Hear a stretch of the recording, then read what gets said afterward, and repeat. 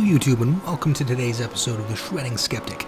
Today we're going to be taking a quick look at a little race between the McLaren P1 and a few competing vehicles. Now the Pagani Huayra is the one that's going to be pulling out in front here, and this one really gives us a run for our money. So today we're just going to be talking a little bit about the McLaren P1 and just taking a look at project cars in general. I initially fell in love with the McLaren P1 after Jeremy Clarkson featured it on Top Gear. The idea of combining a powerful electric motor for the front and a really powerful gas motor for the back was just such a cool idea. I wanted to feature this car as soon as I could. In taking a quick look at Wikipedia, it looks like the McLaren P1 comes equipped with a 3.8-liter twin-turbocharged V8 engine that produces about 727 brake horsepower, as well as having a 176 horsepower engine in the front that's all electric for a grand total of 903 brake horsepower. So the electric motor will actually make up a lot of the gaps whenever you're shifting, so there's really no loss of power and no turbo lag, especially when you have a rev range and power band of over 7,000 RPM, so this thing is fast.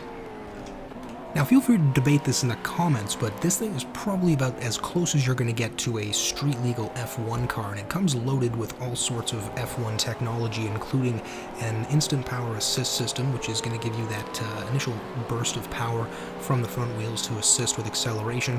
You're going to get the DRS, drag reduction system, as well as a KERS system, which is that, I believe, kinetic energy recovery system, both of which are featured in F1 cars, and apparently they're operated by buttons on the steering wheel, so I might have to try that out the next time I take this thing around, as I didn't know that beforehand. So apparently this thing can go even faster than it is being shown here, and that could have helped me out in a few spots, so maybe we'll take this thing out for another spin in a later episode. Normally when you rate the acceleration of a car, the 0 to 60 time in miles per hour is a great way to go, and this one has a 2.8 second acceleration time, and in metric that's going to be 0 to 100 kilometers an hour, and 0 to 200 kilometers an hour that's going to be 6.8 seconds, and 0 to 300 kilometers an hour in 16.5. So it's a full 5.5 seconds quicker than that McLaren F1, its predecessor. And again, it comes equipped with your standard Pirelli P0 Corsa tires and carbon ceramic brakes. So again, this thing understandably is quite expensive. I haven't quite got to the price. Oh, yeah, over £1 million. There it is. Okay, so that makes sense. This thing is, again, McLaren loves their $1 million supercars, and I believe the McLaren F1 was the first $1 million supercar. But again, that thing had gold plating in the engine bay and all sorts of crazy stuff, but this thing, again, doesn't disappoint and definitely lives up to the reputation McLaren is known for.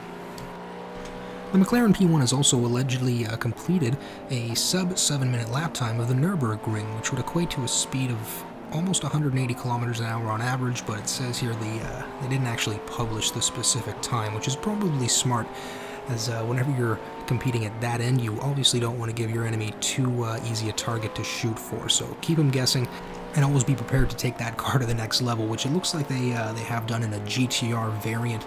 This model is trying to get up to about 986 brake horsepower, and obviously they're going to throw some slick tires on there and get this thing ready for the racetrack. So out here at Sakito, where Project Cars has once again totally brought this track to life, on our top section of the screen here we have the helmet cam, which also features the driver looking to the apex feature, which I have cranked right up to 100. So what the driver will do is, as your corner's coming up, he stares right at that apex, and I find this to be a very, very immersive experience.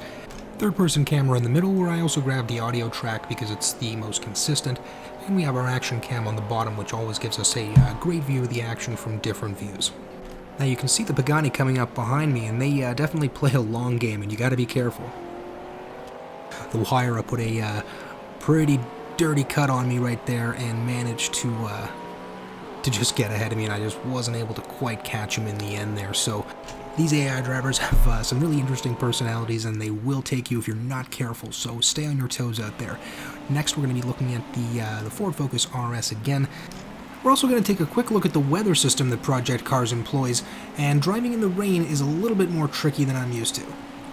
Not only do you have to contend with the poor visibility through your windshield, but you're also going to have to contend with the spray coming up off of the other cars. As you can see on the top screen, the side monitors aren't giving me a whole lot of information because they are totally obscured with raindrops.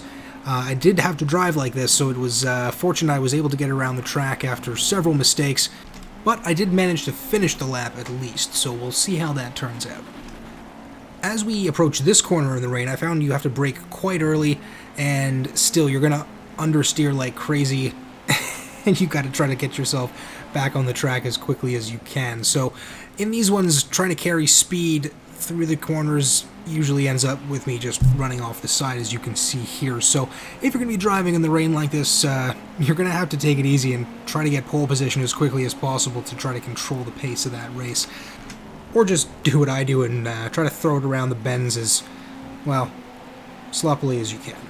The song for today's episode, inspired by our day on the track, is called Losing Focus in the Rain. Thanks for tuning into this episode of The Shredding Skeptic.